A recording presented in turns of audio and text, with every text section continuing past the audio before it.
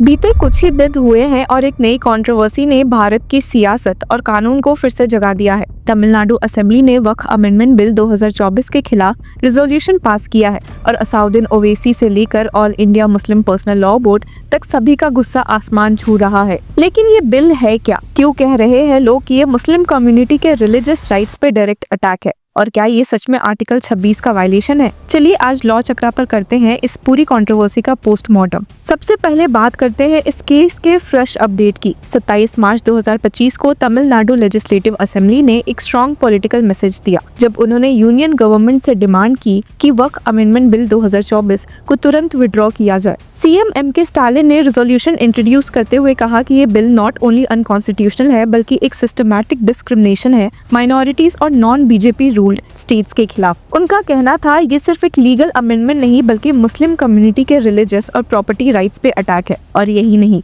All India Muslim personal law board ने protest announce कर दिया है। रमजान के लास्ट जुम्मा पर सभी मुस्लिम से अपील की गई है कि वो ब्लैक आर्म बैंड पहने as a mark of resistance. जब लॉ पास होने से पहले ही स्ट्रीट प्रोटेस्ट शुरू हो जाए तो समझ जाइए मुद्दा कितना सेंसिटिव है। इस तरह का पीसफुल रेजिस्टेंस एक सिंबॉलिक एक्ट है, लेकिन इसका पॉलिटिकल और लीगल इको पार्लियामेंट से लेकर कोर्ट रूम तक जरूर घूमेगा। तो व्यूवर्स, वक्फ अमेंडमेंट बिल 2024 ने एक ऐसे वक्त पर कंट्रोवर्सी खड़ी की है जब कंट्री ऑलरेडी रिलीजन और पॉलिटिक्स के क्रॉस रोड्स पर खड़ी है। और इन्हीं सब के बीच में AIMIM चीफ असाउद्दीन ओवैसी ने इस बिल पर जबरदस्त अपोजिशन किया है। उन्होंने एक इंटरव्यू में ये तक कह दिया कि हर अमेंडमेंट का एक ही मकसद है, वक्फ बोर्ड को डिस्ट्रॉय करना और मुस्लिम अफेयर्स का कंट्रोल छीन लेना। ओवैसी ने बिल के कुछ कंट्रोवर्शियल पॉइंट्स रेज किए हैं। नॉन मुस्लिम्स को वक्फ बोर्ड्स में अपॉइंट करने का प्रपोजल, ओवैसी ने इसे आर्टिकल 26 का डायरेक्ट वायलेशन बोला है। हिंदू बोर्ड्स जैसे बिहार, तमिलनाडु, तेलंगाना में सिर्फ हिंदूज अलाउड है, फिर मुस्लिम बोर्ड्स में ये एक्सेप्शन क्यों? सरकार कह रही है लैंड मिसयूज हो रहा है। ओवैसी बोलते हैं हॉग वॉश, पहले से ही स्ट्रिक्ट लॉज है, ये बस पावर ग्रैब है। सिर्फ यही नहीं बल्कि उन्होंने पीएम मोदी को डायरेक्टली तक कह दिया है कि mister Modi says if you are a Muslim then show us for 5 years। Who the hell are you? I will demonstrate myself for 5 years। I can give property to Hindu endowments but not to Muslims। पर सवाल उठता है कि क्या ये bill सच में unconstitutional है? Constitution का आर्टिकल 26 क्लियरली कहता है every religious denomination has the right to manage its own religious affairs. अगर स्टेट किसी कम्युनिटी के इंटरनल रिलीजियस मैटर्स में इंटरफेरेंस करे तो वो कॉन्स्टिट्यूशन के अगेंस्ट जाता है। और यही आर्ग्यूमेंट AIMIM, AIUDF और DMK जैसी पार्टीज दे रही है। तमिलनाडु का कहना है कि ये बिल फेडरलिज्म पे ही अटैक है क्योंकि वक्फ लैंड एक स्टेट सब्जेक्ट है और ये अमेंडमेंट सेंटर के ज्यादा कंट्रोल को अलाउ करता है। अब समझते हैं वक्फ बोर्ड होता क्या है। वक्फ बोर्ड एक स्टैट्यूटरी बॉडी है जो मुस्लिम रिलीजियस प्रॉपर्टीज जैसे मस्जिदें, ग्रेवयार्ड्स, मदरसास को मैनेज करता है। हर स्टेट में एक वक्फ बोर्ड होता है और इसके अंडर हजारों करोड़ के एसेट्स रजिस्टर्ड होते हैं। लेकिन गवर्नमेंट का कहना है कि कई जगह वक्फ लैंड्स पे इलीगल इंक्रोचमेंट्स हुए हैं और इन बोर्ड्स में ट्रांसपेरेंसी की कमी है। तो अमेंडमेंट का मकसद है रेगुलेशन और अकाउंटेबिलिटी बढ़ाना। लेकिन अपोजिशन का सवाल है, क्या अकाउंटेबिलिटी का मतलब राइट्स छीन लेना है? हालांकि AIMPLB द्वारा उठाए गए प्रोटेस्ट पर लोगों का क्या कहना है, सुन लेते हैं। नमाज अदा करें।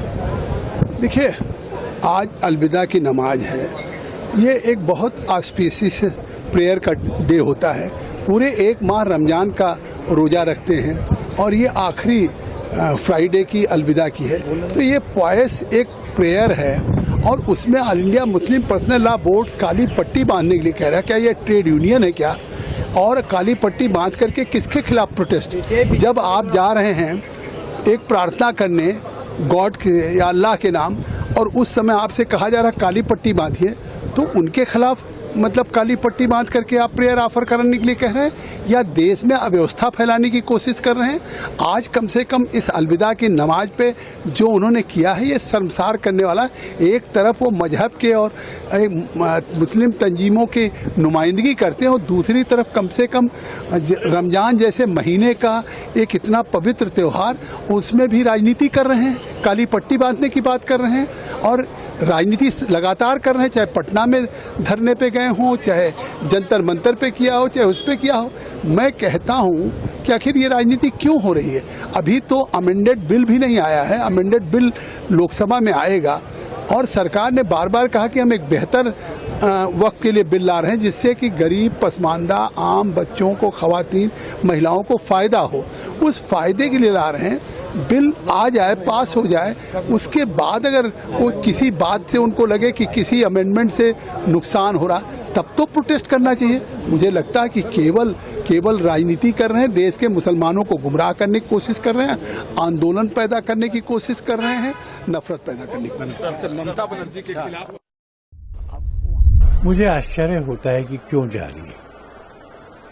प्रोटेस्ट करना लोकतंत्र में अधिकार भी होता है, भारत में तो मौलिक अधिकार भी है, पर जिन मुद्दों पर यह किया जा रहा है उस पर बहस कहाँ की?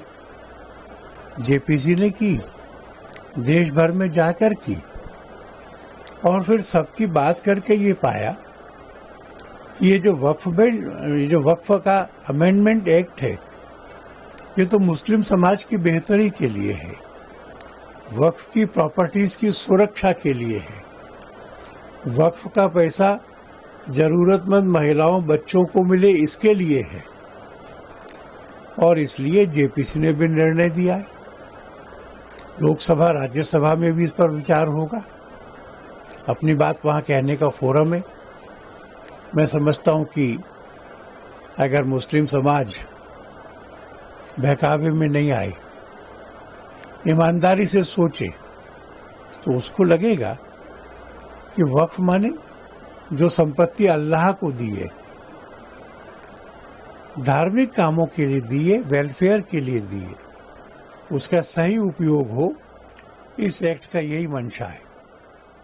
और इसलिए मैं मुस्लिम समाज का आह्वान करता हूं कि वो इसके बारे में पुनर्विचार करें। लेकर रिजोल्यूशन पास किया है केंद्र सरकार के खिलाफ। मेरी समझ के परे है, आपके सदस्य उस समिति में मौजूद हैं, जेपीसी में मौजूद हैं, जितनी बातें आपको रखनी थी मौका सबको दिया गया, उसके बाद भी इस तरीके का माहौल बनाना, मतलब सोची समझी रणनीति के तहत विपक्ष के कई सांसद, कई नेता, कई दल ऐसे हैं जो ये माहौल बनाना चाह रहे हैं कि ये वक्फ संशोधन बिल जो है ये मुसलमानों के खिलाफ है।